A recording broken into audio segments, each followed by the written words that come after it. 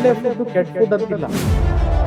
ನಮ್ಮ ದೇಹಕ್ಕೆ ಎಷ್ಟು ಬೇಕದು ಅದು ಇಂಪಾರ್ಟೆಂಟ್. ಇಷ್ಟಪ್ಪ ಮುದ್ದೆ, ಇಷ್ಟು ರೈಸು, ಸಾಂಬಾರು, ಇಷ್ಟು ರೈಸು, ಮಜ್ಜಿಗೆ, ಮುಗೀತು. ಫ್ರೂಟ್ಸ್ ಯಾವಾಗ ತಿಂತೀವಿ? ಜ್ವರ ಬಂದಾಗ. ಜೋಳದ ರೊಟ್ಟಿ, ಒಂದು ಈರುಳ್ಳಿ, ಒಂದು ಮೆಣಸಿನ್ಕಾಯಿ, ಮೊಸರು. ಒಂದು ಕ್ವಾಲಿಟಿ ಆಫ್ ಫುಡ್, ಇನ್ನೊಂದು ಕ್ವಾಂಟಿಟಿ ಆಫ್ ಫುಡ್. ನಮ್ಮ ಬಾಡಿನ ನಾವು ದಂಡಿಸ್ಬೇಕು. ಈಗ ಯಾರು ಕೊಡಿಸ್ತಾ ಇದ್ದಾರೆ ಅಂತಂದ್ರೆ, ಫ್ರೀ ಇದೆ ಅಂತಂದ್ರೆ ನಾವು ಡಬಲ್ ತಿಂತೀವಿ. ಅದೇ ನಾವು ದುಡ್ಡು ಕೊಟ್ಟು ತಗೋಬೇಕಂತಂದ್ರೆ ಎಷ್ಟು ಬೇಕೋ ಅಷ್ಟೇ ತಿಂತೀವಿ, ಜಾಸ್ತಿಯಿಂದ ಕಮ್ಮಿ. ಇದನ್ನ ಎಲ್ಲರೂ ಕೂಡ ಫಾಲೋ ಮಾಡಬೇಕು. ತೋಟದಲ್ಲಿ ಕೆಲಸ ಮಾಡಿದ್ರೆ, ಹೊಲದಲ್ಲಿ ಕೆಲಸ ಮಾಡಿದ್ರೆ ಯಾವ ಫಿಸಿಕಲ್ ಆಕ್ಟಿವಿಟಿ ಎಕ್ಸ್ಟ್ರಾ ನೀವು ಮಾಡೋದು ಬೇಕಾಗಿಲ್ಲ. 140-150 kgs ಇರ್ತಾರೆ, ನೀವು 700 ಕ್ಯಾಲರೀಸ್ ತಗೊಳ್ಳಿ ಡೈಲಿ ಅಂತಂದ್ರೆ ಅವ್ರು ಡೈಲಿ ಆಕ್ಟಿವಿಟೀಸ್ ಬೇಡವಾ? ನೀರು ಸರಿಯಾಗಿ ತಗೊಳ್ಳಲ್ಲ, ಏನೂ ಇದು ಮಾಡಲ್ಲ. ಎಕ್ಸಾಮ್ ಟೈಮಲ್ಲಿ ಹಗಲು ರಾತ್ರಿ ಓದ್ತಾರೆ, ಎಕ್ಸಾಮ್ ಅಲ್ಲಿ ಹೋಗ್ತಾರೆ, ಅಲ್ಲಿ ಹೋಗ್ಬಿಟ್ಟು ಫುಲ್ ತಲೆ ಸುತ್ತು ಕಣ್ಣೆಲ್ಲ ಕತ್ಲಾಗಿ ಬಂದು ಬಿಡೋದು. ನಾವೇನ್ ತಿಂತೀವಿ ಹೊಟ್ಟೆಗಷ್ಟೆಲ್ಲ ಬ್ರೈನ್ ಹೌದು. ಇವತ್ತು ಯಾವ್ದು ನಮ್ಗೆ ಓಕೆ ಆಗಿರುತ್ತೆ, ಯಾವ್ದು ಸರಿ ಅಂತ ನಾವು ಅಕ್ಸೆಪ್ಟ್ ಮಾಡಿ ತಿನ್ಕೊಂಡು ನಾವು ಹೆಲ್ದಿ ಅಂತ ಅನ್ಕೊಂಡಿರ್ತೀವಿ, ಅದು ತುಂಬಾ ಡೇಂಜರಸ್ ಅಂತ ಗೊತ್ತಾಗುತ್ತೆ. ಎಲ್ಲ ಮೊಟ್ಟೆ ತಿಂದ್ರೆ ಎಲ್ಲ ಕ್ಯಾನ್ಸರ್ ಬರುತ್ತೆ ಅಂತ ದೊಡ್ಡ ನ್ಯೂಸ್. ಸೋಷಿಯಲ್ ಮೀಡಿಯಾದಲ್ಲಿ ಹೆಂಗೆ ಅದು ಬಿಂಬಿತ ಆಗುತ್ತೆ ಅಂತಂದ್ರೆ, ಇದರಿಂದ ಕ್ಯಾನ್ಸರ್ ಬರುತ್ತೆ, ಅದು ಬೇಗ ಹರಡ್ಬಿಡುತ್ತೆ. ಟೊಮೆಟೊ ತಿಂದ್ರೆ ಕ್ಯಾನ್ಸರ್ ಬರುತ್ತೆ, ಚೇಪೆ ತಿಂದ್ರೆ ಕ್ಯಾನ್ಸರ್ ಬರುತ್ತೆ, ಮೂಲಂಗಿ ತಿಂದ್ರೆ ಕ್ಯಾನ್ಸರ್ ಬರುತ್ತೆ. ಈ ಫುಡ್ ಅನ್ನೋದು ಏನಾಗುತ್ತೆ, ಅವರವರ ಇಂಡಿವಿಜುವಲ್ ಬಿಟ್ಟಿದೆ. ನಾಳೆಯಿಂದ ಹಾಲು ಮುಟ್ಲೇಬಾರ್ದ ಅನ್ನೋ ಪ್ರಶ್ನೆ ಬರುತ್ತೆ. ಅವಾಗ ನಾನು ಏನ್ ಕುಡಿತೀನಿ ಅದನ್ನ ಮೈಂಡ್ಫುಲ್ ಆಗಿ ಕುಡಿಯಕ್ಕಾಗಲ್ಲ. ಬಟ್ ನಮ್ಮದೇ ಸರಿ, ನಿಮ್ಗೆ ತಪ್ಪು ಅನ್ನೋದು ಎಲ್ಲರ ಕಡೆಯಿಂದಲೂ ತಪ್ಪಾಗುತ್ತೆ.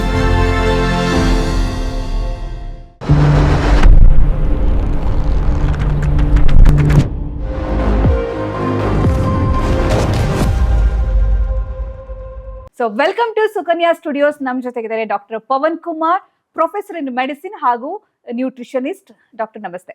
ನಮಸ್ತೆ. ಸ್ಟ್ರೆಸ್ ಅನ್ನೋದು ನಾರ್ಮಲ್ ಅಲ್ಲ, ಅಂಡ್ ಸ್ಟ್ರೆಸ್ ಅನ್ನೋದು ಅವಶ್ಯಕತೆ ಇಲ್ಲ ಅಂತ ಅರ್ಥ ಆಗ್ಬೇಕು. ಸೊ ಅದಕ್ಕೆ ಗುಡ್ ಲೈಫ್ ಸ್ಟೈಲ್ ಬೇಕಾಗತ್ತೆ.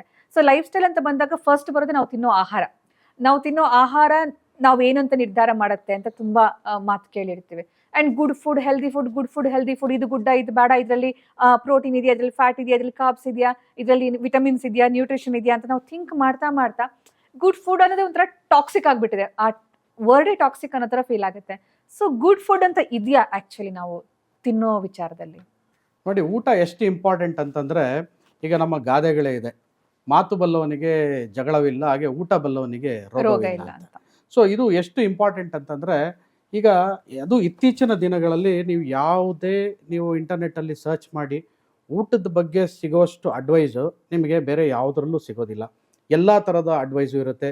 ಯಾವುದು ಗುಡ್ ಫುಡ್ಡೋ, ಬ್ಯಾಡ್ ಫುಡ್ಡೋ, ಅಥವಾ ನಮಗೆ ಎಲ್ಲರಿಗಿಂತ ತುಂಬ ಈಗ ಎಸ್ಪೆಷಲಿ ಟೀನೇಜಲ್ಲಿ ತುಂಬ ಮಿಸ್ಲೀಡ್ ಆಗ್ತಾ ಇದ್ದಾರೆ. ಯಾಕೆಂದರೆ ಅವ್ರಿಗೆ ಕಾರ್ಬ್ಸ್ ಯಾವ್ದು ತೊಗೋಬೇಕು, ಫ್ಯಾಟ್ ಯಾವುದು ಎಷ್ಟು ತೊಗೋಬೇಕು, ಪ್ರೋಟೀನ್ಸ್ ಎಷ್ಟು ತೊಗೋಬೇಕು, ಹಾಗೆ ವೈಟಮಿನ್ಸು, ಮಿನರಲ್ಸು ಇವೆಲ್ಲ ಬೇಕಾ ಬೇಡವಾ. ಎಷ್ಟೋ ಜನ ಹೇಗಾಗಿದೆ ಅಂತಂದರೆ ಹೆಂಗೆ ಮಿಸ್ಲೀಡ್ ಆಗ್ತಾರೆ ಅಂದರೆ, ಈಗ ಎಷ್ಟೋ ಥರದ ಡಯಟ್ಗಳಿದೆ, ಡಯಟ್ ರೆಜಿಮೆಂಟ್ಸ್ಗಳು ಸಿಗುತ್ತೆ. ಸೊ ಎಲ್ಲರೂ ವಿತೌಟ್ ಕನ್ಸಲ್ಟಿಂಗ್ ಎಕ್ಸ್ಪರ್ಟ್ಸ್ ಏನು ಮಾಡ್ತಾರೆ, ಅವ್ರಿಗೆ ಇಷ್ಟ ಬಂದಿದ್ದ ಡಯಟು ಅಥವಾ ಯಾವುದೋ ಒಂದು ನೆಟ್ಟಲ್ಲಿ ಅವ್ರಿಗೆ ಏನೋ ಒಂದು ಸರಿ ಇದೆ ಅಂತ ಅನಿಸಿದ್ದು ಎಲ್ಲ ತೊಗೋತಾರೆ. ಆದರೆ ಎಲ್ಲ ಡಯಟ್ಗಳು ಕೆಲವೊಂದು ಇದನ್ನು ಬೇಸ್ ಮಾಡಿ ಇರುತ್ತೆ. ಸೊ ಯಾವುದೇ ಡಯಟು ಕೂಡ, ಈಗ ಒಳ್ಳೆ ಫುಡ್ಡು ಕೆಟ್ಟ ಫುಡ್ ಅಂತಿಲ್ಲ. ನಮಗೆ ಯಾವ್ದು ಸೇರುತ್ತೆ ಅದೇ ಒಳ್ಳೆ ಫುಡ್ಡು, ಯಾವ್ದು ಸೇರಲ್ಲ ಅದು ಕೆಟ್ಟ ಫುಡ್. ಈಗ ಫಾರ್ ಎಕ್ಸಾಂಪಲ್, ಈಗ ನಾವು ನೋಡಿ ಉತ್ತರ ಕರ್ನಾಟಕಕ್ಕೆ ಹೋದರೆ ಜೋಳ ತಿಂತೀವಿ, ದಕ್ಷಿಣ ಕರ್ನಾಟಕಕ್ಕೆ ಬಂದರೆ ರಾಗಿ ತಿಂತೀವಿ. ನೀವು ಇನ್ನೂ ಬೆಂಗಾಳಿಲೆಲ್ಲ ಹೋದರೆ ರೈಸ್ ಜಾಸ್ತಿ ಸೇವನೆ ಮಾಡ್ತಾರೆ. ಸೊ ನೀವು ಇದಕ್ಕೆ ಯುರೋಪ್ ಎಲ್ಲ ಹೋದ್ರೆ ನೀವು ಅಲ್ಲಿ ನಿಮಗೆ ಬರೀ ಮೈದಾ ರಿಲೇಟೆಡ್ ಇವೇನಿರುತ್ತೆ ಅವು ಮಾತ್ರ ಇರುತ್ತೆ. ನೀವು ಪಂಜಾಬ್ ಬಂದರೆ ಗೋಧಿ ಇರುತ್ತೆ. ನೀವು ಒಂದೊಂದು ಏರಿಯಾಗೆ ಹೋದಾಗೂ ಕೂಡ ಅವ್ರದ್ದೇ ಒಂದು ಸ್ಟೇಪಲ್ ಫುಡ್ ಅಂತ ಇರುತ್ತೆ. ಅಂದರೆ ಆ ಜಾಗದಲ್ಲಿ ಏನು ಬೆಳೀತಾರೆ ಅದನ್ನು ಮಾತ್ರ ಸೇವಿಸ್ತಾರೆ. ಸೊ ಹಾಗಿದ್ರೆ ನಾವು ತಗೊಳ್ಳೋದು ಒಳ್ಳೆ ಫುಡ್, ಅವ್ರು ತಗೊಳ್ಳೋದು ಕೆಟ್ಟ ಫುಡ್ಡಾ? ಅಥವಾ ಅವ್ರು ತಗೊಳ್ಳೋದು ಒಳ್ಳೇದು, ನಾವು ತಗೊಳ್ಳೋದು ಕೆಟ್ಟ ಫುಡ್ಡಾ? ಅದಕ್ಕೆ ಯಾವುದು ಒಳ್ಳೇದು ಕೆಟ್ಟದ್ದು ಅಂತಿಲ್ಲ. ಯಾವ್ಯಾವ ಫುಡ್ಡಲ್ಲಿ ಏನೇನು ಇರುತ್ತೆ ಅನ್ನೋದ್ರ ಮೇಲೆ, ಅದರಲ್ಲಿ ಏನು ಕಂಟೆಂಟ್ ಇದೆ, ನಮ್ಮ ದೇಹಕ್ಕೆ ಎಷ್ಟು ಬೇಕದು ಅದು ಇಂಪಾರ್ಟೆಂಟ್. ನಾವೀಗ ಯಾವುದೇ ಒಂದು ಪೇಷಂಟ್ ಬಂದಾಗ ಕೂಡ ಈಗ ಒಂದು ಜನರಲ್ ಡಯಟ್ ಅಂತ ಯಾರಿಗೂ ಪ್ರಿಸ್ಕ್ರೈಬ್ ಮಾಡಲ್ಲ. ಜನರಲ್ ಡಯಟ್ ಅಂತ ಏನಿರಲ್ಲ. ಈಗ ನಾವು ಒಂದೊಂದು ಇಂಡಿವಿಜುವಲೈಸ್ ಮಾಡಬೇಕಾಗತ್ತೆ. ಈಗ ನೋಡಿ, ನಾರ್ಮಲ್ ಆಗಿ ಈಗ ನಾವು ಜೀವಂತ ಇರಬೇಕು ಅಂತಂದರೆ ಪ್ರತಿಯೊಂದು ಕೂಡ ನಮಗೆ ಈಗ ಪ್ರೋಟೀನ್ಸ್ ಇರ್ಬೋದು, ಫ್ಯಾಟ್ಸ್ ಇರ್ಬೋದು, ಕಾರ್ಬೋಹೈಡ್ರೇಟ್ಸ್ ಇರ್ಬೋದು, ಅಥವಾ ವೈಟಮಿನ್ಸ್ ಮಿನರಲ್ಸ್, ಇವು ಮೈನ್ ಕಾನ್ಸ್ಟೆಂಟ್. ಬೇಕು. ನಮ್ಗೆ ಯಾವುದೇ ಒಂದು ಫುಡ್ ಇದು ತಗೊಂಡಾಗ ಇವಿಷ್ಟು ಇರಲೇಬೇಕು. ಇವಿಷ್ಟನ್ನ ಒಂದು ಕ್ವಾಂಟಿಟಿನಲ್ಲಿ ಎಲ್ಲರೂ ತಗೋಬೇಕಾಗುತ್ತೆ. ಅದರಲ್ಲಿ ಒಂದು ಸಿಂಪಲ್ ಆಗಿ, ಯಾಕಂದರೆ ನಾವು ನೋಡಿದ್ವಿ ಇಷ್ಟು ಗ್ರಾಮ್ಸ್ ತೊಗೋಬೇಕು, ಇಷ್ಟು ಗ್ರಾಮ್ಸ್ ಏನು ನಾವು ತಕ್ಕಡಿ ಇಟ್ಕೊಂಡು ದಿನ ತೂಕ ಮಾಡಿ ಊಟ ಮಾಡೋಕ್ಕಾಗತ್ತಾ? ಆ್ಯಂಡ್ ನಾವು ಪೇಷಂಟ್ಗಳಿಗೆ ಇದನ್ನು ಹೇಳಿದಾಗ ಅದಕ್ಕಿಂತ ಕೆಟ್ಟದ್ದು ಬೇರೆ ಯಾವುದೂ ಇಲ್ಲ. ಯಾಕಂದರೆ ನಾವು ಊಟನ ಅಳೆದು ತಗೊಳ್ಳೋವಾಗ ತುಂಬ ಇರಿಟೇಟ್ ಆಗುತ್ತೆ. ಆ ಊಟದ ಬಗ್ಗೆ ಇಂಟ್ರೆಸ್ಟೇ ಇರಲ್ಲ. ಆ ಊಟನ ಎಂಜಾಯ್ ಮಾಡಬೇಕು. ಅದು ಮೆಡಿಸಿನ್ ಅಲ್ಲ. ಸೊ ಊಟನ ಎಂಜಾಯ್ ಮಾಡಬೇಕು. ಸೊ ಅದಕ್ಕೆ ಏನು ಮಾಡಬೇಕು, ನಾವು ಊಟನ ನೋಡಿ ಯಾವಾಗಲೂ ಅಷ್ಟೇ ಒಂದು 9 ಇಂಚ್ ಪ್ಲೇಟ್, ನಾವು ತಿಂಡಿ ತಟ್ಟೆ ಅಂತ ಹೇಳ್ಬೋದು, ಕಾಮನ್ ಆಗಿ ಹೇಳ್ತೀವಿ 9 ಇಂಚ್ ಪ್ಲೇಟ್, ಒಂದು ತಿಂಡಿ ತಟ್ಟೆ. ಆ ತಿಂಡಿ ತಟ್ಟೆನಲ್ಲಿ 50% ನೀವು ಸೊಪ್ಪು, ತರಕಾರಿ, ಕಾಳುಗಳು, ಹಣ್ಣು 50% ಇರಬೇಕು. ಇನ್ನು 25% ಕಾರ್ಬೋಹೈಡ್ರೇಟ್ಸ್ ಅಂದರೆ ಯಾವುದು? ನೀವು ರಾಗಿ, ಗೋಧಿ, ರೈಸು, ಮೈದಾ ಇವೆಲ್ಲಾನು ಕಾರ್ಬೋಹೈಡ್ರೇಟೆ. ಸೊ ಅದು 25% ಇರಬೇಕು. ಇನ್ನು 25% ಏನಿರಬೇಕು? Milk products, oil, non veg. ಅಂದರೆ ನೀವು ಹಾಲಿನ ಪ್ರಾಡಕ್ಟ್ ಏನೇ ಇರಲಿ, ನೀವು ಪನ್ನೀರ್ ಇರ್ಬೋದು, ಅಥವಾ ಕೆನೆ ಇರ್ಬೋದು, ಬೆಣ್ಣೆ ಇರ್ಬೋದು, ಮೊಸರು, ಮಜ್ಜಿಗೆ, ತುಪ್ಪ ಅವೆಲ್ಲ, ಅಥವಾ ನಾವೇನು ಅಡುಗೆಗೆ ಉಪಯೋಗಿಸ್ತೀವಿ ಎಣ್ಣೆ ಮತ್ತು ನಾನ್ ವೆಜ್, ಇದೆಲ್ಲ ಸೇರಿ 25% ಇರಬೇಕು. ಆದರೆ ನಾವು ನಾರ್ಮಲ್ ಆಗಿ ಹೆಂಗೆ ತಿಂತೀವಿ? ನಾವು ಈಗ ಸೌತ್ ಕರ್ನಾಟಕ, ನಮ್ಮ ಇವ್ರನ್ನೇ ಮೈಸೂರು ಭಾಗದ ಕರ್ನಾಟಕದವ್ರನ್ನ ತಗೊಳ್ಳೋಣ. ನಾರ್ಮಲ್ ಏನು ತಿಂತೀವಿ? ಇಷ್ಟಪ್ಪ ಮುದ್ದೆ, ಇಷ್ಟು ರೈಸು, ಸಾಂಬಾರು, ಇಷ್ಟು ರೈಸು, ಮಜ್ಜಿಗೆ, ಮುಗೀತು ಊಟ. ತರಕಾರಿ ಹಾಕಿದ್ರೆ ಬಲವಂತ ಮಾಡಿ ಏನಾರ ಬೈದರೆ 1-2 ತರಕಾರಿ ತಿಂತೀವಿ, ಇಲ್ಲಾಂದರೆ ತಿನ್ನೋದೇ ಇಲ್ಲ. ಫ್ರೂಟ್ಸ್ ಯಾವಾಗ ತಿಂತೀವಿ? ಜ್ವರ ಬಂದಾಗ ತಿಂತೀವಿ. ಇದು ಕಾಮನ್ ಆಗಿ ಎಲ್ಲರೂ ಮಾಡೋದು. ನೀವು ನಾರ್ತ್ ಕರ್ನಾಟಕಕ್ಕೆ ಹೋಗಿ, ಅಲ್ಲೋದ್ರೆ ಜೋಳದ ರೊಟ್ಟಿ, ಒಂದು 4, 6, 8 ಡಿಪೆಂಡಿಂಗ್ ಆನ್ ದೇರ್, ಇದು ಜೋಳದ ರೊಟ್ಟಿ, ಒಂದು ಈರುಳ್ಳಿ, ಒಂದು ಮೆಣಸಿನ್ಕಾಯಿ, ಮೊಸರು. ನೀವು ಇಷ್ಟೇ ಅಂದರೆ ನಿಮ್ಮದು 90% 100% ಡಯಟ್ ಇಷ್ಟೇ. ಕಾರ್ಬ್ಸ್ ಎಲ್ಲ ಹೋಗುತ್ತೆ. ಎಲ್ಲ ಮೆಜಾರಿಟಿ ಇಷ್ಟೇ ತಗೊಳ್ಳೋದು. ನೀವು ಸೇಮ್ ಪಂಜಾಬ್ಗೆ ಹೋಗಿ, ನೀವು ಅಲ್ಲಿ ಚಪಾತಿ, ಹಾಲು, ಇದರದು 90% 100% ಅದೇ. ನೀವು ಬೆಂಗಾಳ್ಗೆ ಹೋಗಿ, ನೀವು ರೈಸು, ಸ್ವೀಟ್ಸು. ಸೊ ಮೆಜಾರಿಟಿ ಎಲ್ಲ ಮುಗಿದೋಯ್ತು. ಸೊ ನಾವೆಲ್ಲ ಏನಂತೀವಿ? ಏನು ತಿನ್ನಲ್ಲ ನಾನು. ನೀವು ಫಸ್ಟ್ ಕ್ವೆಶ್ಚನ್ ಕೇಳೋದು, ನೀವು ಯಾವುದೇ ಪೇಷಂಟನ್ನು ಕೇಳಿ, ನೀವೇನು ಇದು ಮಾಡ್ತಾ ಇದ್ರೆ, ಯಾಕೆ ಇಷ್ಟು ಶುಗರ್ ಜಾಸ್ತಿ ಆಗೋಯ್ತು, ಯಾಕಿದ್ದು ಸರಿ? ನಾನು ಏನು ತಿನ್ನಲ್ಲ ಡಾಕ್ಟ್ರೆ.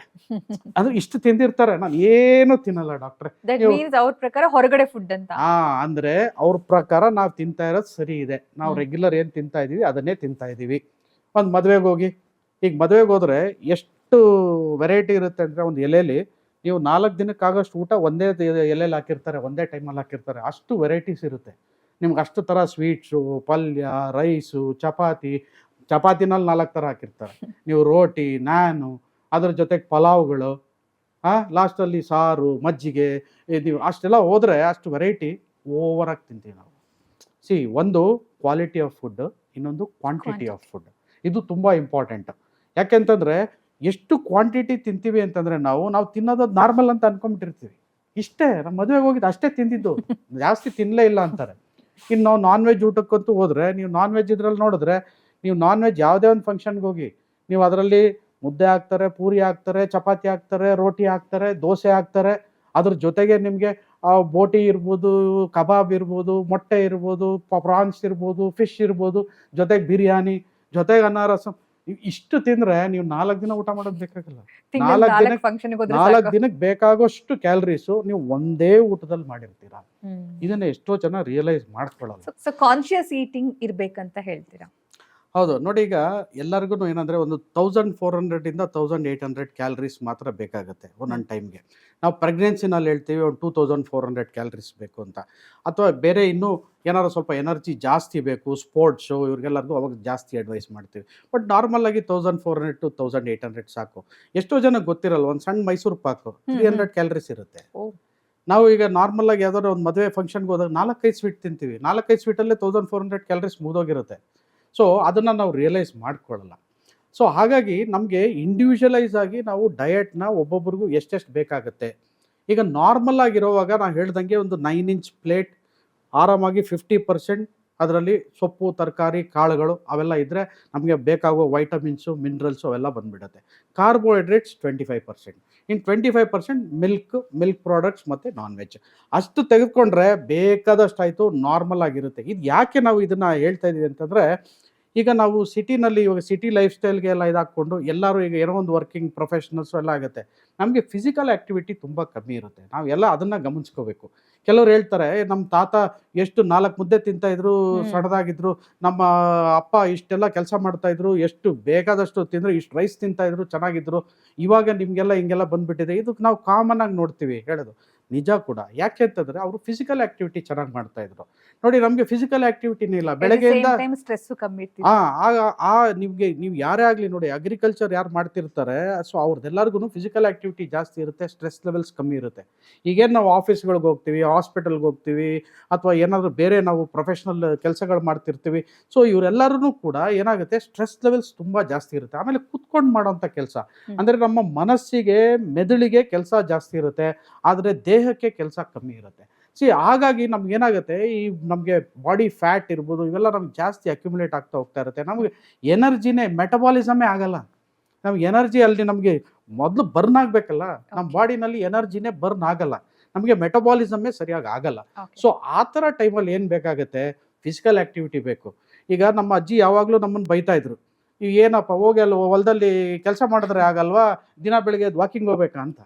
ನಮ್ಮ ತಾತ ಅದನ್ನ ಹೇಳಿದ್ರು, ಇದು ಯಾವುದೋ ಸುಮ್ಮನೆ ಇದು ಇಟ್ಕೊಂಡು ಪಾಟಗಳು ಇಟ್ಕೊಂಡು ಗಿಡಗಳು ಮಾಡ್ತಾ ಇದ್ದೀರಾ, ಅದ್ರ ಬದಲು ಹೋಗಿ ಹೊಲದಲ್ಲಿ ಬಂದು ರಾಗಿ ಇದು ಬೆಳೆಸಿದ್ರೆ 4 ಕಂಡ್ಗ ರಾಗಿ ಆಗುತ್ತೆ ಅಂತ. ಅದು ಇಟ್ ಈಸ್ ಟ್ರೂ. ಯಾಕಂದ್ರೆ ಆ ಫಿಸಿಕಲ್ ಆ್ಯಕ್ಟಿವಿಟಿ ನಾವು ಮಾಡಿದ್ರೆ ನೀವು ಯಾವ ವಾಕಿಂಗು ಬೇಡ, ನಿಮ್ಗೆ ಯಾವ ಯೋಗ ಥೆರಪಿನೂ ಬೇಡ, ಅಥವಾ ನೀವು ಯಾವ ಮೆಡಿಟೇಷನ್ನು ಮಾಡೋದು ಬೇಡ, ಯಾವ ಸ್ಟ್ರೆಸ್ ಲೆವೆಲ್ಸು ಇರೋದಿಲ್ಲ. ಸೊ ನಮ್ಮ ಬಾಡಿನ ನಾವು ದಂಡಿಸ್ಬೇಕು. ನಾವು ಆ ದಂಡಿಸದೇ ಇರೋ ಕಾರಣ ಏನಾಗೋಗುತ್ತೆ, ನಮ್ಮ ಈ ಎಲ್ಲ ಏನು ಮೆಟಬಾಲಿಕ್ ಡಿಸಾರ್ಡರ್ಸ್ ಅಂತ ಹೇಳ್ತೀವಿ, ಅಂದರೆ ನಮಗೆ BP ಇರ್ಬೋದು, ಶುಗರ್ ಇರ್ಬೋದು, heart problems, stroke, obesity, so ಇವೆಲ್ಲ ಏನು ಮೆಟಬಾಲಿಕ್ ಡಿಸಾರ್ಡರ್ಸ್ ಇದ್ದಾವೆ, ಇವೆಲ್ಲನೂ ಕೂಡ ನಮಗೆ ಈ ನಮ್ಮ ಈ ಫಿಸಿಕಲ್ ಆ್ಯಕ್ಟಿವಿಟಿ ಇಲ್ಲದೇ ಒಂದು ಕಡೆ ಕೂತ್ಕೊಂಡು ಸರಿಯಾಗಿ ನಮ್ಮ ದೇಹವನ್ನು ದಂಡಿಸದೇ ಇರೋದ್ರಿಂದ ಎಲ್ಲ ಬಂದಿರತಕ್ಕಂಥ ಡಿಸಾರ್ಡರ್ಸ್ ಅಂತ ಹೇಳಕ್ಕೆ ಇಷ್ಟಪಡ್ತೀನಿ. ಇವಾಗ ವಾರದಲ್ಲಿ ಒಂದು 5 ದಿನ ಚೆನ್ನಾಗಿ ನೀವು ಹೇಳ್ದಂಗೆ ನೀಟಾಗಿ 9 ಇಂಚ್ ಪ್ಲೇಟ್ ಅಲ್ಲಿ ಕಾರ್ಬ್ಸ್ ಎಷ್ಟು ಇದೆಷ್ಟು ಅಂತ ಒಂದಷ್ಟು ಪ್ರಮಾಣದಲ್ಲಿ ನೀಟಾಗಿ ತಿಂತಿರ್ತಾರೆ. ಬಟ್ ವೀಕೆಂಡ್ ಅಲ್ಲಿ ಗೆಸ್ಟ್ ಬರ್ತಾರೋ, ಅಥವಾ ನೀವು ಬೀಗ್ರೂಟಕ್ಕೆ ಹೋಗ್ಬೇಕು, ನೆಂಟ್ರ ಮನೆಗೆ ಹೋಗ್ಬೇಕು, ಅಥವಾ ಒಂದು ಮದುವೆ ಇರುತ್ತೋ, ಫಂಕ್ಷನ್ ಇರುತ್ತೋ, ಫ್ರೆಂಡ್ಸ್ ಗೆಟ್ ಟುಗೆದರ್ ಇರುತ್ತೋ, ಏನೋ ಒಂದಿರುತ್ತೆ. ಸೊ ಅದು ಒಂಥರ ಪಾರ್ಟಿ ಟೈಮ್ ಅಥವಾ ರಿಲ್ಯಾಕ್ಸ್ ಆಗಿ ಫುಡ್ ತಿನ್ನೋ ಟೈಮ್. ಆ ಟೈಮಲ್ಲಿ ನೀವೇನಾದ್ರೂ ಇಲ್ಲ ನಂಗೆ ಇದು ಬೇಡ, ನಂಗೆ ಇಷ್ಟೇ ಸಾಕು ಅಂತ ಕ್ಯಾಲರಿ ಕಾನ್ಶಿಯಸ್ ಆಗಿದ್ರೆ, ಅವಾಗ ಇರೋದೊಂದು ಲೈಫ್ ಚೆನ್ನಾಗಿ ತಿನ್ನು ಅಂತ ಇನ್ನೊಬ್ರು ಯಾರೋ ಪುಷ್ ಮಾಡ್ತಾರೆ. ಇನ್ನೊಬ್ರು ಹೇಳ್ತಾರೆ ಚೆನ್ನಾಗಿ ತಿನ್ಬೇಕು ಅಷ್ಟೇ, ಲೈಫ್ ಇರೋದು ಒಂದು ಎಂಜಾಯ್ ಮಾಡ್ಬೇಕು ಅಂತ ಹೇಳ್ತಾರೆ. ಆಮೇಲೆ ಇವತ್ತು ಒಂದ್ ದಿವಸ ತಿಂದ್ರೆ ಏನೂ ಆಗಲಿ, ನೀನು ಯಾವಾಗಲೂ ಡಯಟ್ ಅಲ್ಲಿ ಇರ್ತಿಯಲ್ಲ, ಒಂದಿನ ತಿಂದ್ರೆ ಏನಾಗಲ್ಲ ಅಂತ ಹೇಳ್ತಾರೆ. ಸೊ ಒಬ್ಬೊಬ್ಬರಿಂದ ಒಂದೊಂದು ಯಾವ್ದು ನಮ್ಗೆ ಕ್ರೇವಿಂಗ್ ಇರುತ್ತೆ, ಅದಕ್ಕೆ ತಕ್ಕಂಗೆ ಡೈಲಾಗ್ಸ್ ಬರ್ತಾ ಇರುತ್ತಲ್ಲ. ಸೊ ಅವಾಗ ಹೆಂಗೆ ಆ ಫುಡ್ ಸ್ಟೈಲ್ ಅನ್ನ ಕಂಟ್ರೋಲ್ ಮಾಡಕ್ಕಾಗತ್ತೆ ನೋಡಿ, ಇದು ತುಂಬಾ ಇಂಪಾರ್ಟೆಂಟ್. ಯಾಕಂದ್ರೆ ಇವತ್ತಿನ ಲೈಫ್ ಸ್ಟೈಲ್ ಅಲ್ಲಿ ಇದು ತುಂಬಾ ಕಾಮನ್. ಯಾರೋ ಒಬ್ರು ತುಂಬಾ ಡಯಟ್ ಮಾಡಿ ಏನು ತಿಂತಾ ಇಲ್ಲ ಅಂದ್ರೆ ರೇಗ್ಸೋರೇ ಜಾಸ್ತಿ ಇರ್ತಾರೆ. ಆದರೆ ಇದರಲ್ಲಿ ಒಂದನ್ನು ನಾವು ಅರ್ಥ ಮಾಡ್ಕೋಬೇಕು. ಬೇರೆಯವ್ರ ಹತ್ರ ನಾವು ಡಯಟ್ ಮಾಡ್ತಾ ಇದೀವಿ ಅಂತ ಹೇಳೋ ಅವಶ್ಯಕತೆ ಇಲ್ಲ. ನಾರ್ಮಲ್ ಆಗಿ ತಿನ್ನಿ. ನಮ್ಮ ಇಂಡಿಯನ್ ಮೆಂಟಾಲಿಟಿ ಹೆಂಗೆ ಅಂತಂದರೆ, ನಾವೇನು ಫ್ರೀಯಾಗಿ ಸಿಕ್ಕಿದ್ರೆ ಯಾವುದು ಬಿಡಲ್ಲ, ಜಾಸ್ತಿ ತಿಂತೀವಿ. ನೀವು ಯಾವುದೇ ಮದುವೆ ಇರ್ಬೋದು, ಫಂಕ್ಷನ್ಗಳಿರ್ಬೋದು, ಯಾವುದೇ ಒಂದು ಹೋಟೆಲ್ಗೆ ಹೋಗಲಿ, ಈಗ ಯಾರು ಕೊಡಿಸ್ತಾ ಇದ್ದಾರೆ ಅಂತಂದರೆ, ಫ್ರೀ ಇದೆ ಅಂತಂದರೆ ನಾವು ಡಬಲ್ ತಿಂತೀವಿ. ಅದೇ ನಾವು ದುಡ್ಡು ಕೊಟ್ಟು ತೊಗೋಬೇಕಂತಂದರೆ ಎಷ್ಟು ಬೇಕೋ ಅಷ್ಟೇ ತಿಂತೀವಿ. ಯಾಕೆ ನಾನು ಹೇಳೋದು, ನಮ್ಮ ಥಾಟ್ ಪ್ರೋಸೆಸ್ ಇದೆ ಅಲ್ಲ, ಅದು ಚೇಂಜ್ ಆಗಬೇಕು. ನಾವು ಮದುವೆಗೆ ಹೋದ್ರೂ ನಾವು ನಾರ್ಮಲಾಗಿ ನನಗೆ ಎಷ್ಟು ಬೇಕೋ ಅಷ್ಟೇ ತಿನ್ನಬೇಕು. ಒಂದು ಫಂಕ್ಷನ್ಗೆ ಹೋದ್ರೂ ನಾನು ಇವಾಗ ಡೈಲಿ ಎಷ್ಟು ತಿಂತಾ ಇದ್ದೀನೋ ಅಷ್ಟೇ ತಿನ್ನಬೇಕು. ಈಗ ಮನೇಲೂ ನಾವು ಅಷ್ಟು ತಿಂತೀವಾ? ಬಟ್ ಇವಾಗ ಸೆಲೆಬ್ರೇಷನ್ ಟೈಮ್ ಅಂತ ಸೆಲೆಬ್ರೇಷನ್ ಇದ್ದಾಗ ಈಗ ಈಗ ಒಂಚೂರು ಎಕ್ಸ್ಟ್ರಾ ತಗೋತೀರಾ, ನೋ ಪ್ರಾಬ್ಲಮ್. ನೆಕ್ಸ್ಟ್ ಇದರಲ್ಲಿ ನೀವು ಡಯಟ್ ಅದನ್ನ ಬ್ಯಾಲೆನ್ಸ್ ಮಾಡಿ. ನಮಗೆ ಯಾವಾಗಲೂ ಬೇಕಾಗಿರೋದು ಏನು ಗೊತ್ತೋ, ಒಂದು ಬ್ಯಾಲೆನ್ಸ್ಡ್ ಡಯಟ್. ನಾವು ಈ ಡಯಟ್ ಇದನ್ನೆಲ್ಲ ನಾವು ಎಕ್ಸ್ಪ್ಲೇನ್ ಮಾಡೋವಾಗ ಏನಂತಾರೆ, ಈಗ ಎಷ್ಟೋ ಈ ಕೀಟೋ ಡಯಟ್ ಇದಾವೆ, ಇವೆಲ್ಲ. ಈ ಕೀಟೋ ಡಯಟ್ ಅಂದ್ರೆ ಏನಂದ್ರೆ ಬರೀ ಆಯಿಲಿ ಫುಡ್ ಮಾತ್ರ ತಗೋತಾರೆ, ಬೇರೆದೆಲ್ಲ ಬಿಟ್ಬಿಡ್ತಾರೆ, ಕಾರ್ಬ್ಸ್ ಎಲ್ಲ. ಇವು ಎಷ್ಟೋ ಡೇಂಜರಸ್ ಅಂತ ಪ್ರೂವ್ ಆಗಿದೆ. ಯಾವ್ದಾದ್ರು ಒಂದೊಂದು ಪರ್ಟಿಕ್ಯುಲರ್ ಪೇಷಂಟ್ಗಳಲ್ಲಿ ತೀರಾ ಅವಶ್ಯಕತೆ ಇದೆ ಅಂತಂದ್ರೆ ಅದು ಎಕ್ಸ್ಪರ್ಟ್ ಒಪಿನಿಯನ್ ತೆಗೆದುಕೊಂಡು ಆಮೇಲೆ ಆ ಥರ ಮಾಡಬೇಕಾಗುತ್ತೆ. ನಾವು ಜನರಲ್ ಆಗಿ ನೀವು ಯಾವುದೇ ತರನಾದ ಆ ಥರ ಡಯಟ್ ತಗೋಬೇಡಿ. ನಮಗೆ ಜನರಲ್ ಪಬ್ಲಿಕ್ಗೆ ಯಾವ ಥರ ಡಯಟ್ ಬೇಕು ಅಂತಂದ್ರೆ ಬ್ಯಾಲೆನ್ಸ್ ಡಯಟ್. ನಾವು ಬ್ಯಾಲೆನ್ಸ್ ಡಯಟ್ ಅಂದ್ರೆ ಒಂದು ಪಿರಮಿಡ್ ಇರುತ್ತೆ. ಈ ಪಿರಮಿಡ್ ಅಲ್ಲಿ ನಮಗೆ ಬ್ಯಾಲೆನ್ಸ್ ಡಯಟ್, ಯಾಕಂದ್ರೆ ನಮ್ಮ ಬಾಡಿನಲ್ಲಿ 90% ವಾಟರ್. ಸೊ ಮೇಯ್ನ್ ಬೇಕಾಗಿರೋದು ವಾಟರ್ ಹೈಯೆಸ್ಟ್ ಇರಬೇಕು. ನೆಕ್ಸ್ಟ್ ಬೇಕಾಗಿರೋದು ಸೊಪ್ಪು, ತರಕಾರಿ, ಕಾಳುಗಳು. ಅದರ ನೆಕ್ಸ್ಟು ನಾವು ಬಂದರೆ ಹಣ್ಣುಗಳು. ಅದರ ನೆಕ್ಸ್ಟು ನಾವು ಬಂದರೆ ಕಾರ್ಬೋಹೈಡ್ರೇಟ್ಸ್. ನೀವು ರೈಸು, ಮುದ್ದೆ, ಚಪಾತಿ ಇವೆಲ್ಲ ಏನಿದ್ರೆ ಕಾರ್ಬೋಹೈಡ್ರೇಟ್ಸ್. ಅದರ ನೆಕ್ಸ್ಟು ಆಯಿಲಿ ಫುಡ್, ಅದರ ನೆಕ್ಸ್ಟ್ ಸ್ವೀಟ್ಸ್. ನಮ್ಮ ಒಂದು ಪಿರಮಿಡ್ ಏನಿರಬೇಕು ಆ ಥರ ಇರಬೇಕು. ನಾವು ತಗೊಳ್ಳೋ ಇದನ್ನು ಅಷ್ಟೇ, ಜಾಸ್ತಿಯಿಂದ ಕಮ್ಮಿ. ಇದನ್ನು ಎಲ್ಲರೂ ಕೂಡ ಫಾಲೋ ಮಾಡಬೇಕು. ನಾವು ತಿನ್ನೋವಾಗಲೇ ನಂಗೆ ಇಷ್ಟೇ ಸಾಕು, ನಾನು ತಿನ್ನೋದೇ ಇಷ್ಟು ಎಕ್ಸ್ಟ್ರಾ, ಓಕೆ ಇವತ್ತೊಂದು ಪಾರ್ಟಿ ಇತ್ತು, ಒಂದು ಫಂಕ್ಷನ್ ಇತ್ತು, ಒಂಚೂರು ಎಕ್ಸ್ಟ್ರಾ ತಗೊಂಡಿದ್ದೀನಿ, ನೆಕ್ಸ್ಟ್ ಇದರಲ್ಲಿ ಅದನ್ನು ಬ್ಯಾಲೆನ್ಸ್ ಮಾಡಿ, ಇಲ್ಲ ವಾಕ್ ಮಾಡಿ, ಎಕ್ಸರ್ಸೈಸ್ ಮಾಡಿ, ಮಾಡಬೇಕು. ಅಂಡ್ ಫಿಸಿಕಲ್, ನಾವು ಇನ್ನೊಂದು ಫಿಸಿಕಲ್ ಆಕ್ಟಿವಿಟಿ ಎಷ್ಟು ಇಂಪಾರ್ಟೆಂಟ್ ಅಂತಂದ್ರೆ, ನಾನು ಹೇಳ್ದಾಗೆ ಈಗ ನೀವು ತೋಟದಲ್ಲಿ ಕೆಲಸ ಮಾಡಿದ್ರೆ, ಹೊಲದಲ್ಲಿ ಕೆಲಸ ಮಾಡಿದ್ರೆ ಯಾವ ಫಿಸಿಕಲ್ ಆಕ್ಟಿವಿಟಿ ಎಕ್ಸ್ಟ್ರಾ ನೀವು ಮಾಡೋದು ಬೇಕಾಗಿಲ್ಲ. ಇಲ್ಲಾಂದ್ರೆ daily at least 45 minutes brisk walk, ಅಂದರೆ 45 ಮಿನಿಟ್ಸ್ ನೀವು ಬ್ರಿಸ್ಕ್ ವಾಕ್ ಮಾಡಿದ್ರೆ ಅಟ್ಲೀಸ್ಟ್ 4 to 5 ಕಿಲೋಮೀಟರ್ಸ್ ವಾಕಿಂಗ್ ಇರುತ್ತೆ. ಸೊ ಡೈಲಿ ಪ್ರತಿಯೊಬ್ಬರೂ ಕೂಡ ಒಂದು 4 to 5 ಕಿಲೋಮೀಟರ್ಸ್ ಒಂದು ವಾಕಿಂಗ್, ಸಿಂಪಲ್. ನೀವು ಎಂತ ಅದಕ್ಕೇನು ಸ್ಟ್ರೈನ್ ಆಗಲ್ಲ, ಎಂಥದಿಲ್ಲ, ಆರಾಮಾಗಿ 4 to 5 ಕಿಲೋಮೀಟರ್ಸ್ ವಾಕ್ ಮಾಡ್ಬೋದು. ಇಲ್ಲ ನೀವು ಸೈಕ್ಲಿಂಗ್ ಮಾಡ್ತೀರಾ, ಸ್ವಿಮ್ಮಿಂಗ್ ಮಾಡ್ತೀರಾ, ಅಥವಾ ಜಾಗಿಂಗ್ ಮಾಡ್ತೀರಾ, ನಿಮ್ಮ ಕೆಪಾಸಿಟಿ ಮೇಲೆ. ಈಗ ನಾವು ಎಷ್ಟೋ ಪೇಷಂಟ್ ಬರ್ತಾರೆ, ನನಗೆ ಜಾಗಿಂಗ್ ಅಂತ ಹೇಳ್ಬಿಟ್ಟಿದ್ದಾರೆ ಡಾಕ್ಟ್ರೆ, ನನಗೆ ಮಂಡಿ ಆಗೋದೇ ಇಲ್ಲ. ಸಿ, ಅವರವರ ಏನು ಲೈಫ್ ಸ್ಟೈಲ್ಗಿದ್ದಿದೆ ಅಥವಾ ಏಜ್ಗೆ ತಕ್ಕಂಗೆ ಸೂಟ್ ಆಗುತ್ತೆ, ಅದಕ್ಕೆ ನಾವು ಅನುಗುಣವಾಗಿ ನಾವು ಅವ್ರಿಗೆ ಎಕ್ಸಸೈಸ್ ಆಗಲಿ ಅಥವಾ ಡಯಟ್ ಆಗಲಿ ಅಡ್ವೈಸ್ ಮಾಡಬೇಕಾಗತ್ತೆ. ಆಮೇಲೆ ಈಗ ವೆಯ್ಟ್ ರಿಡಕ್ಷನ್ ಅಷ್ಟೇ. ಏನಾಗುತ್ತೆ, ಈಗ ತುಂಬ ಜಾಸ್ತಿ ವೆಯ್ಟ್ 140-150 kgs ಇರ್ತಾರೆ. ನೀವು ಅವ್ರಿಗೆ ಡೈಲಿ ವಾಕಿಂಗ್ ಮಾಡಿಬಿಟ್ಟು ಕಮ್ಮಿ ಮಾಡಿ ಅಂತಂದರೆ ಪಾಪ ಅವ್ರು ಹೆಂಗೆ ವಾಕ್ ಮಾಡೋಕ್ಕಾಗತ್ತೆ? ಮಂಡಿ ಎಲ್ಲ ಸೋದೋಗಿರುತ್ತೆ, ಅಷ್ಟು ಜಾಸ್ತಿ ವೆಯ್ಟ್ ಹಾಕೊಂಡು ಅವ್ರು ವಾಕ್ ಮಾಡೋಕ್ಕಾಗಲ್ಲ. ಅವಾಗ ಅವ್ರಿಗೆ ಏನಂದರೆ ನಾರ್ಮಲಾಗಿ ವಾಕ್ ಮಾಡ್ಬೋದು, ಎಷ್ಟು ಬೇಕೋ ಅಷ್ಟು ಬಾಡಿ ಫಿಟ್ ಆಗಂಗೆ ನಾರ್ಮಲಾಗಿ ವಾಕ್ ಮಾಡ್ಕೋಬೋದು. ಡಯಟ್ ಅವ್ರಿಗೆ ಸಪ್ರೇಟ್ ಆಗಿ ಅವ್ರಿಗೆ ಎಷ್ಟು ಕ್ಯಾಲರೀಸ್ ಇದ್ದಾರೆ, ಎಷ್ಟು ವೆಯ್ಟ್ ಇದ್ದಾರೆ, ಕ್ಯಾಲರೀಸ್ ಎಲ್ಲ ಕ್ಯಾಲ್ಕುಲೇಟ್ ಮಾಡಿ ಅವ್ರಿಗೆ ಎಷ್ಟು ಕ್ಯಾಲರೀಸ್ ಬೇಕು. ಇನ್ನೊಂದು ಏನಾಗುತ್ತೆ, ಈಗ ನೀವು 140-150 kgs ಇರ್ತಾರೆ, ನೀವು 700 ಕ್ಯಾಲರೀಸ್ ತಗೊಳ್ಳಿ ಡೈಲಿ ಅಂತಂದ್ರೆ ಅವ್ರು ಡೈಲಿ ಆಕ್ಟಿವಿಟೀಸ್ ಬೇಡವಾ? C, that is very important. ಅವಾಗ ಹಂಗ್ ಮಾಡಿದಾಗ ಯಾವ ವೀಕ್ನೆಸ್ ಆಗುತ್ತಲ್ಲ, ತುಂಬಾ ಅವಾಗ ಡಯಟ್ ಅನ್ನ ಬಿಟ್ಟು ಮತ್ತೆ ಅವಾಗ ಮತ್ತೆ ಜಾಸ್ತಿ ತಿನ್ನಕ್ ನೋಡಿ. ಈಗ ಇನ್ನು ಕೆಲವ್ರಿಗೆ ಏನಾಗುತ್ತೆ, ನಾನು ದಪ್ಪ ಇದ್ದೀನಿ, ನಂಗೆ ಕೊಲೆಸ್ಟ್ರಾಲ್ ಇದೆ, ಅವು ಸಣ್ಣ ಇದಾರೆ, ನಾನು ಸಣ್ಣ ಇರೋದಕ್ಕೆ ನಂಗೆ ಏನೂ ಇಲ್ಲ, ಅದು ರಾಂಗ್. ನೋಡಿ, ಈಗ ಜಾಪನೀಸ್ ಸುಮೋ ಫೈಟರ್ಸ್ ಎಷ್ಟು ದಪ್ಪ ಇರ್ತಾರೆ, ಅವರಲ್ಲಿ ಯಾವ ಪ್ರಾಬ್ಲಮ್ ಇಲ್ಲ. ಸಿ, ಅವ್ರ ಜೀನ್ಸ್ ಹಂಗೆ. ಈಗ ನಮ್ಮಲ್ಲಿ ನೀವು ತಗೊಂಡ್ರೆ ಸಿಂಧಿಗಳು, ಈಗ ನಮ್ಮ ಕರ್ನಾಟಕದಲ್ಲಿ ತಗೊಂಡ್ರೆ ಶೆಟ್ರು, ನೀವು ಅವ್ರ ಮಾಮೂಲಿ ಜೀನ್ಸಲ್ಲೇ ಅವ್ರ ವೆಯ್ಟ್ ಜಾಸ್ತಿ. ನೀವು ಅವ್ರಿಗೆ ನಾರ್ಮಲ್ ಆಗಿ 100 kg ಇದ್ರೆ ಅವ್ರ ಜೀನ್ಸಲ್ಲಿ ಅದು ನಾರ್ಮಲ್. ಅದು ನೀವು ಅವ್ರು 100 kg ಇದ್ದೀರಾ, ನೀವು ಏನು ತಿನ್ಬೇಡಿ, ಎಲ್ಲ ಕಮ್ಮಿ ಇದಾಕ್ಬಿಟ್ಟು ಫುಲ್ ಬಿಟ್ಬಿಟ್ಟೆ ತೀರಾ ಸುಸ್ತಾಗ್ಬಿಡ್ತಾರೆ. ನಾವು ಯಾವಾಗಲೂ ಒಂದು ಡಯಟ್ ಇದು ಮಾಡೋವಾಗ ಇಂಡಿವಿಜುವಲೈಸ್ ಮಾಡಬೇಕು. ಯಾಕಂದರೆ ಊಟ ಅನ್ನೋದು ಏನಂದರೆ ಬರೀ ನಾವು ಹೊಟ್ಟೆ ತುಂಬೋದಕ್ಕೆ ಎನರ್ಜಿ ಅನ್ನೋಂಥ ಒಂದೇ ತಗೊಳ್ಳೋದಿಲ್ಲ. ಯಾಕಂದರೆ ಊಟ ಅನ್ನೋದು ಅದು ಒಂದು ನಮಗೆ ಒಂದು ಆನಂದವನ್ನು ಕೊಡುತ್ತೆ, ಒಂದು ನಮಗೆ ದೇಹಕ್ಕೆ ಒಂದು ಶಕ್ತಿಯನ್ನು ಕೊಡುತ್ತೆ, ಒಂದು ಉಲ್ಲಾಸವನ್ನು ಕೊಡುತ್ತೆ. ಹಾಗೆ ನಮ್ಮ ಮೆದುಳು ಕೂಡ ಏನಾದ್ರು ಒಂದು ಆಕ್ಟಿವಿಟಿ ಚೆನ್ನಾಗಿ ಮಾಡಬೇಕು, ಯೋಚನೆ ಮಾಡಬೇಕು, ಏನೋ ಒಂದು ಮಾಡಬೇಕು ಅಂತಂದ್ರೂ ಕೂಡ ಒಳ್ಳೆ ಊಟ ಇರಬೇಕು. ನೀವು ನೋಡಿ, ಊಟ ಮಾಡಬೇಡಿ ಸುಮ್ಮನೆ ಹಂಗೆ ಇರಿ, ತಲೆ ಏನು ಓಡಲ್ಲ, ತಲೆ ಕೆಲಸನೇ ಮಾಡಲ್ಲ, ಏನು ಯೋಚನೆನೇ ಬರಲ್ಲ. ನಮ್ಗೆ ಏನಾರ ಮಾತಾಡ್ಬೇಕಂತ ಎಲ್ಲ ಮರ್ತೇ ಹೋಗ್ಬಿಡ್ತೀವಿ, ಬ್ಲ್ಯಾಂಕ್ ಆಗ್ಬಿಡ್ತೀವಿ. ನಾವು ಎಷ್ಟೋ ಜನ ನೋಡಿದ್ವಿ, ಎಸ್ಪೆಷಲಿ ಮಕ್ಕಳಲ್ಲಿ ಊಟ ಬಿಟ್ಬಿಡ್ತಾರೆ, ನೀರು ಸರಿಯಾಗಿ ತಗೊಳ್ಳಲ್ಲ, ಏನೂ ಇದು ಮಾಡಲ್ಲ. ಎಕ್ಸಾಮ್ ಟೈಮಲ್ಲಿ ಹಗಲು ರಾತ್ರಿ ಓದ್ತಾರೆ, ಎಕ್ಸಾಮ್ ಅಲ್ಲಿ ಹೋಗ್ತಾರೆ, ಅಲ್ಲಿ ಹೋಗ್ಬಿಟ್ಟು ಫುಲ್ ತಲೆ ಸುತ್ತು ಕಣ್ಣೆಲ್ಲ ಕತ್ಲೆ ಆಗಿ ಬಂದು ಬಿದ್ದೋಗ್ತಾರೆ. ನಾವೇನ್ ತಿಂತೀವಿ ಹೊಟ್ಟೆಗೆ ಅಷ್ಟೆಲ್ಲ ಬ್ರೈನ್ಗೂ ಇಂಪಾರ್ಟೆಂಟ್. ಹೌದು ಡಾಕ್ಟರ್, ಇಲ್ಲಿ ಫುಡ್ ವಿಚಾರದಲ್ಲಿ ತುಂಬಾ ಕನ್ಫ್ಯೂಷನ್ಸ್ ಈಗ ಸೋಷಿಯಲ್ ಮೀಡಿಯಾ ನೋಡ್ತಾ ಇರುವಾಗ ಕ್ರಿಯೇಟ್ ಆಗ್ತಿದೆ. ಯಾಕಂದ್ರೆ ಯಾರ್ಯಾರೋ ಎಕ್ಸ್ಪರ್ಟ್ಸ್ ಬಂದು ಹೇಳ್ತಾರೆ, ಹಾಲನ್ನ ಮುಟ್ಲೇಬೇಡಿ, ಹಾಲಿನಷ್ಟು ವಿಷಕಾರಿ ಯಾವುದೂ ಇಲ್ಲ, ಮೊಸರು ತಿನ್ಲೇಬಾರ್ದು ಅಂತ ಹೇಳ್ತಾರೆ. ಒಂದು ಟೈಮ್ ತನಕ ಮೊಸರು ತುಂಬಾ ಇಂಪಾರ್ಟೆಂಟ್, ವಿಟಮಿನ್ B12 ಸೋರ್ಸ್ ಕೂಡ ಆಗುತ್ತೆ ಡೈರಿ ಪ್ರಾಡಕ್ಟ್ಸ್ ಅಂತ ಹಂಗೆ ಹೋಗ್ತಾ ಇತ್ತು. ಸೊ ಎಲ್ಲರೂ ಚೆನ್ನಾಗಿ ತಗೊಳ್ತಾ ಇದ್ರು. ಸಡನ್ ಆಗ ತಗೊಂಡ್ರೆ ಮುಂದೆ ಹಿಂಗಾಗುತ್ತೆ, ಸ್ಕಿನ್ ಪ್ರಾಬ್ಲಮ್ ಆಗುತ್ತೆ, ಕ್ಯಾನ್ಸರ್ ಟರ್ನ್ ಆಗುತ್ತೆ, ಈ ತರ ನಾನಾ ಅಂದ್ರೆ ಆರ್ಗ್ಯುಮೆಂಟ್ಸ್ ಬರ್ತಾ ಇದೆ ಫುಡ್ ವಿಚಾರದಲ್ಲಿ. ಪನೀರು ಈಗ ತಿಂತಾ ಇರೋರು ತಿನ್ಬೇಡಿ ಅಂತ ಒಂದು ಸ್ಟಾರ್ಟ್ ಆಗುತ್ತೆ.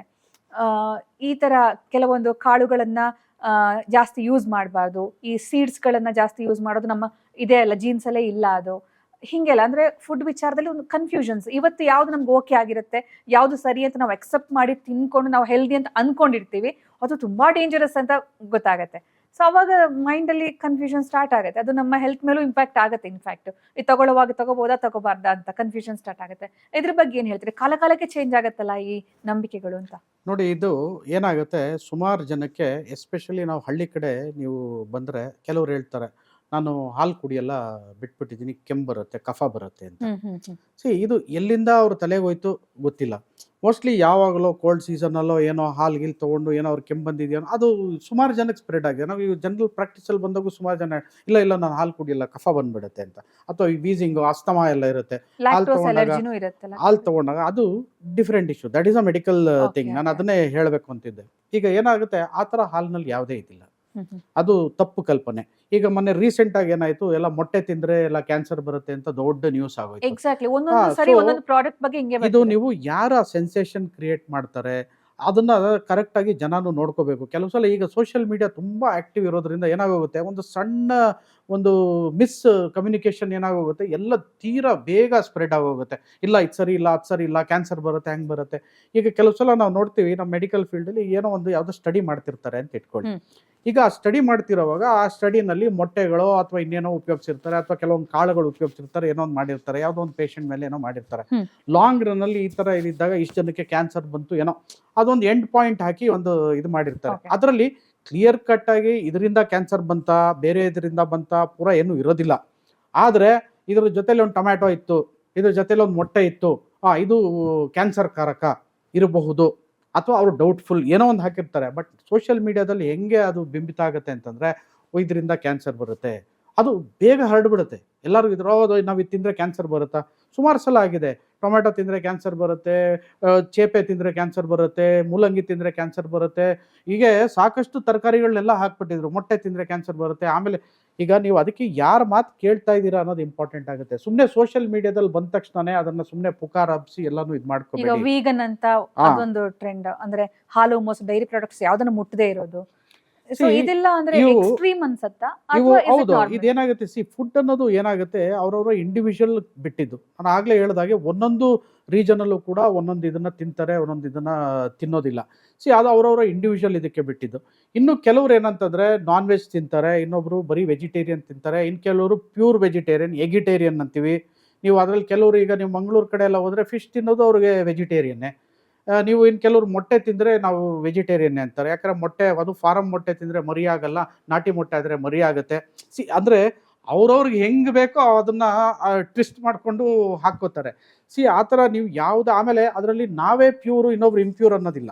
ಈಗ ಪ್ಯೂರ್ ವೇಗನ್ ಅಂತಂದರೆ ಅವರು ಮಿಲ್ಕ್ ಪ್ರಾಡಕ್ಟ್ಸು ಕೂಡ ಮುಟ್ಟೋದಿಲ್ಲ. ಅದೇ ಏನಂತಂದ್ರೆ ಅದು ಎಕ್ಸ್ಟ್ರೀಮ್ ಬೇಕಾ ಅಂತ. ಅಲ್ಲ, ಅದು ಅವರ ನಂಬಿಕೆ. ನಮ್ಗೆ ಇದು ಇದು ಈಗ ಬೇಕು ನನಗೆ ಬೇಡ ಇಷ್ಟ ಪ್ರಶ್ನೆ ಇಲ್ದೆ ನಾನು ಆಗಲ್ಲ. ಬಿಡೋದು ಬೇರೆ, ಇಷ್ಟ ಇಲ್ದೆ ನಾನು ಬಿಡೋದು ಬೇರೆ.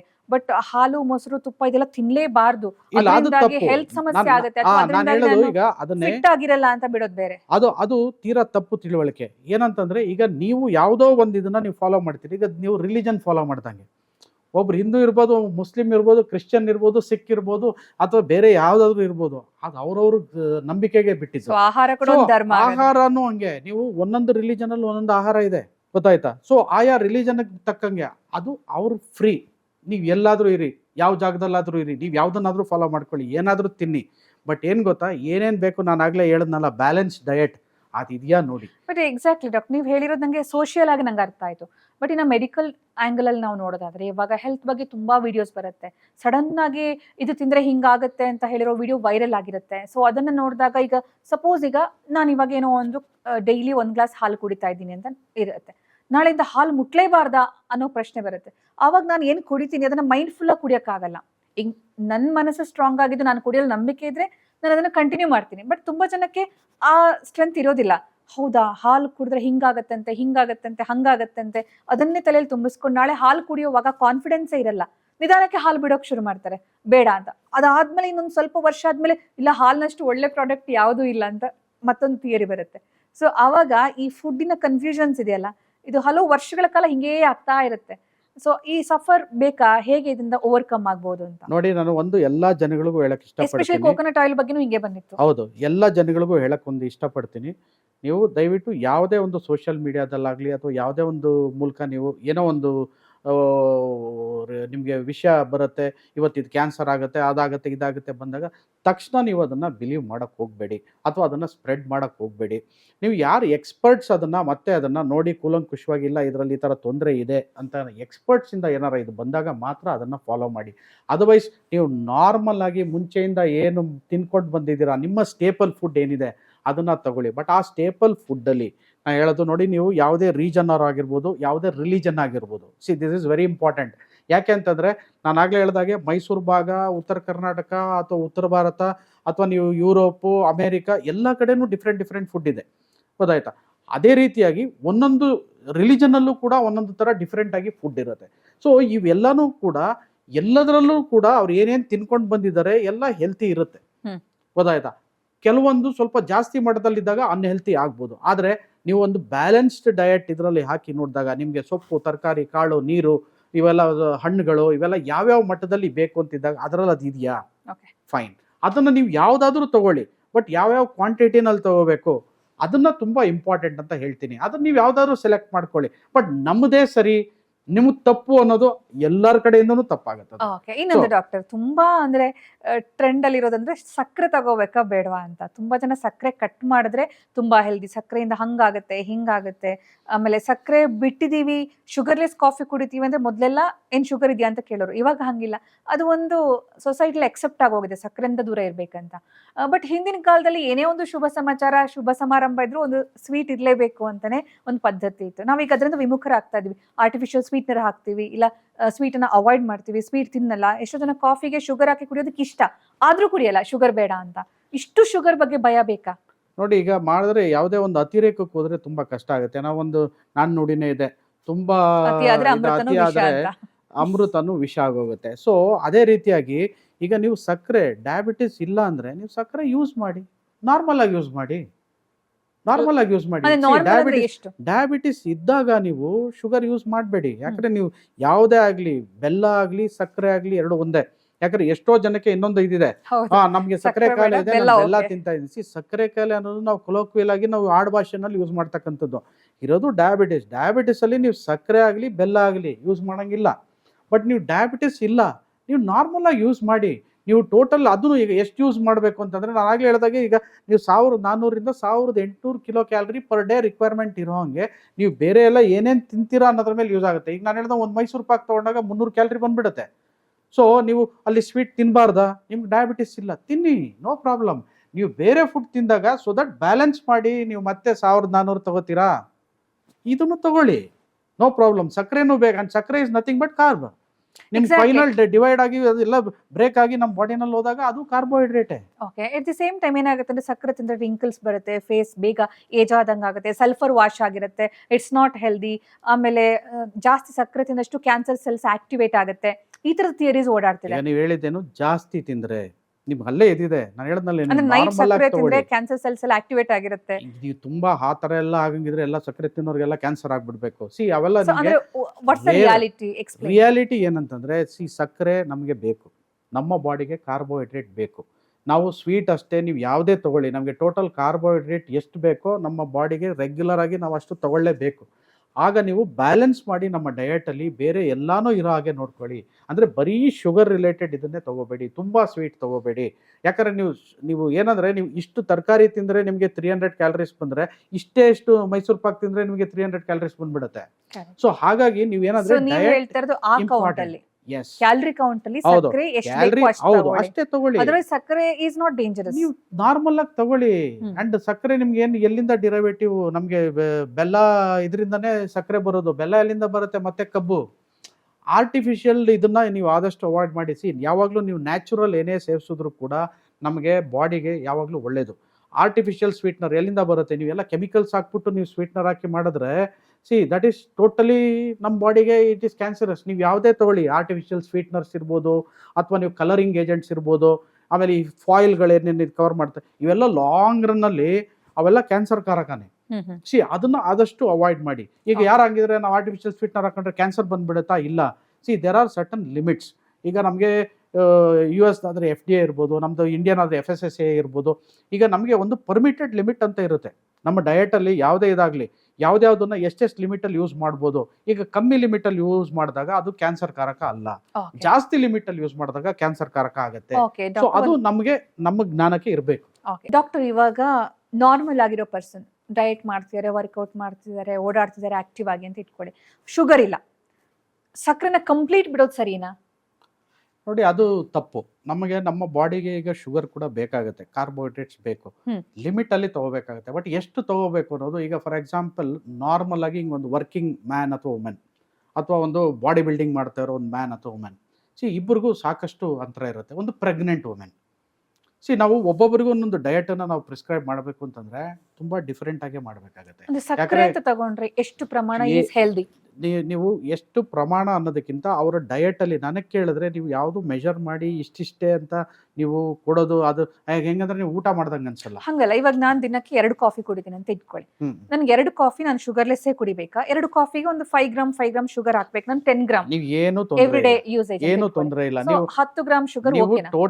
ಟೋಟಲ್ ಆಗಿ ನೀವು ನಾನು ನೋಡಿ ಯಾರಿಗೆ ಡಯಟ್ ಅಡ್ವೈಸ್ ಮಾಡಬೇಕು ಅಂತಂದ್ರೆ ಈಗ ಏನಾಗುತ್ತೆ, ನಾವು ಪ್ರತಿಯೊಬ್ಬರು ನಾವು ನೋಡಿದೀವಿ, ಎಲ್ಲರೂ ಒಂದೊಂದು ಚಿಕ್ಕದು ವೇಯಿಂಗ್ ಮಿಷಿನ್ ಇಟ್ಕೊಂಡು ಒಂದೊಂದು ಎಲ್ಲ ಕ್ಯಾಲ್ಕುಲೇಟ್ ಮಾಡಿ ಇಷ್ಟಿಷ್ಟು ಗ್ರಾಮ್ಸು ಇಷ್ಟಿಷ್ಟು ಇದಿದೆ ಇಷ್ಟೇ ಫುಡ್. ಊಟನ ನೀವು ಹಂಗೆ ಮಾಡಿದ್ರೆ ನೀವು ಊಟನ ಎಂಜಾಯ್ ಮಾಡೋಕ್ಕಾಗಲ್ಲ. ನಮಗೆ ಈಗ ಒಂದು ಎಂಜಾಯ್ಮೆಂಟ್ ಇದಂತ ಇರುತ್ತೆ, ನಮಗೆ ಬಾಡಿನಲ್ಲಿ ಹಾರ್ಮೋನ್ಸ್ ಎಲ್ಲ ರಿಲೀಸ್ ಆಗುತ್ತೆ. ನೀವು ಖುಷಿಯಿಂದ ಊಟ ಮಾಡಿ, ನೀವು ಚೆನ್ನಾಗುತ್ತೆ, ಡೈಜೆಷನ್ ಚೆನ್ನಾಗಾಗುತ್ತೆ.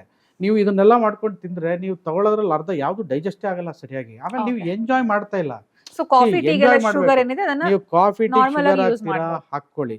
ಈಗ ನಮಗೆ ಒಂದೊಂದು ಸ್ಪೂನ್ ಶುಗರ್ಗೆ ಒಂದು 100 ಕ್ಯಾಲರೀಸ್ ಇದಾದ್ರೆ ನಿಮ್ಗೆ 2 ಟೈಮ್ಸ್ ಇದು ತಗೊಂಡ್ರೆ 200 ಕ್ಯಾಲರೀಸ್ ಆಯ್ತು, ಆಯ್ತಾ? ಇನ್ನು ಬೇರೆ ನಿಮ್ದು ಡಯಟ್ ಪ್ಲಾನ್ ಮಾಡೋವಾಗ ಟೋಟಲ್ ಕ್ಯಾಲರೀಸ್ ಏನಿರುತ್ತೆ ಪರ್ ಡೇ ಅದನ್ನ ಡಿವೈಡ್ ಮಾಡ್ಕೊಳ್ಳಿ.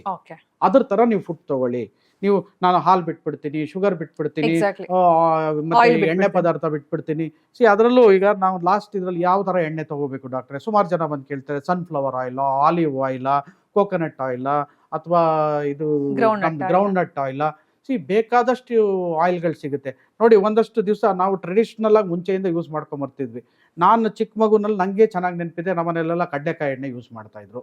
ಕೇರಳ ಕಡೆ ಮಂಗಳೂರು ಕಡೆ ಹೋದ್ರೆ ನೀವು ಸಾಸಿವೆ ಎಣ್ಣೆ ಯೂಸ್ ಮಾಡ್ತಾ ಇದ್ರು. ಇದನ್ನೆಲ್ಲ ಇದು ಮಾಡ್ಬಿಟ್ಟು ಪಾಮ್ ಆಯಿಲ್ ಬಂದ್ಬಿಡ್ತು. ನಾವು ಪಾಮ್ ಆಯಿಲ್ ಬಂದಾಗ ಎಲ್ಲರೂ ಏನಂದ್ರೆ ಚೀಪ್ ಆಯಿಲ್ ಎಲ್ಲ ಹೊರಗಡೆಯಿಂದ ಇಂಪೋರ್ಟ್ ಮಾಡ್ಕೊಂಡು ಬರ್ತಾ ಇದೆ, ಎಲ್ಲ ರಿಫೈಂಡ್ ತುಂಬಾ ಚೆನ್ನಾಗಿದೆ, ಒಳ್ಳೇದು. ಆಮೇಲೆ ಗೊತ್ತಾಯ್ತು ಅದರಷ್ಟು ವರ್ಸ್ಟ್ ಆಯಿಲೇ ಬೇರೆ ಯಾವುದು ಇಲ್ಲ ಅಂತ. ಅದು ನಮ್ ಕೊಲೆಸ್ಟ್ರಾಲ್ ಜಾಸ್ತಿ ಮಾಡುತ್ತೆ, ಹಾರ್ಟ್ ತೊಂದರೆ ಮಾಡುತ್ತೆ, ಸ್ಟ್ರೋಕ್ಗಳಾಗತ್ತೆ. ಸುಮಾರು ಇದಾಗಿತ್ತು. ಡಾಲ್ಡಾ ಬಂದ್ಬಿಡ್ತು. ಏನು ಯಾವುದೇ ತಿಂಡಿಗಳು ಕರೆದ್ರು ಎಲ್ಲ ಡಾಲ್ಡಾದಲ್ಲೇ ಮಾಡೋದು ಅಂತ. ಡಾಲ್ಡಾ ಕೆಟ್ಟದ್ದು ಬೇರೆ ಇನ್ಯಾವುದೂ ಇಲ್ಲ ಅಂತಾನೆ ಬಂತು. ಇದು ನಾವು ಏನು ಮುಂಚೆಯಿಂದ ಯೂಸ್ ಮಾಡ್ಕೊಂಡ್ ಬರ್ತಾ ಇದೀವಿ, ದಟ್ ಈಸ್ ಗುಡ್. ಈಗ ನೀವು ನೋಡಿ, ರಿಫೈನ್ಡ್ ಅಲ್ಲದೆ ಇರೋ ಆಯಿಲ್ ಗುಡ್. ನೀವು ರಿಫೈನ್ಡ್ ಆಗಿರೋ ಆಯಿಲ್, ನಾನ್ ರಿಫೈನ್ಡ್ ಆಯಿಲ್ ಅಂತ ನಾನು ಅದನ್ನ ಹೇಳೋದಿಲ್ಲ. ನನಗೆ ಏನಂತಂದ್ರೆ, ಈಗ ನಾವು ಯಾವ ಆಯಿಲ್ ಯೂಸ್ ಮಾಡ್ತಾ ಇದೀವಿ ಅದು ನಮ್ಮ ದೇಹಕ್ಕೆ ಎಷ್ಟು ಒಳ್ಳೇದು, ನಮ್ಮ ಹಾರ್ಟ್ಗೆ ಎಷ್ಟು ಒಳ್ಳೇದು, ಕಿಡ್ನಿಗೆ ಎಷ್ಟು ಒಳ್ಳೇದು, ದಟ್ ಈಸ್ ವೆರಿ ಇಂಪಾರ್ಟೆಂಟ್. ಅದರಲ್ಲಿ ಸ್ಯಾಚುರೇಟೆಡ್ ಫ್ಯಾಟ್, ಅನ್ಸ್ಯಾಚುರೇಟೆಡ್ ಫ್ಯಾಟ್ ಎಷ್ಟಿದೆ, ಕೊಲೆಸ್ಟ್ರಾಲ್ ಲೆವೆಲ್ಸ್, ಯಾಕಂದ್ರೆ ಗುಡ್ ಕೊಲೆಸ್ಟ್ರಾಲ್, ಬ್ಯಾಡ್ ಕೊಲೆಸ್ಟ್ರಾಲ್ ಎಲ್ಲ ಇರುತ್ತೆ, ಅದು ಎಷ್ಟು ಜಾಸ್ತಿ ಮಾಡುತ್ತೆ, ನಮ್ಗೆ ಎಷ್ಟು ತೊಂದರೆ ಕೊಡುತ್ತೆ, ಅದು ಇಂಪಾರ್ಟೆಂಟ್. ಅದಾದ್ಮೇಲೆ ನೋಡಿ ಸನ್ಫ್ಲವರ್ ಆಯಿಲ್ ಬಂತು, ಎಲ್ಲ ಸನ್ಫ್ಲವರ್ ಆಯಿಲ್ ಶಿಫ್ಟ್ ಆಗೋದ್ರು. ಆಮೇಲೆ ಎಲ್ಲಾನು ಬಂತು. ಏನಂದ್ರೆ ನಾವು ತಗೋತಾ ಇದ್ದಿದ್ದು ಗ್ರೌಂಡ್ ನಟ್ ಆಯಿಲ್ ಮತ್ತೆ ಕೋಕೋನಟ್ ಆಯಿಲೇ ಬೆಸ್ಟ್ ಆಯಿಲ್.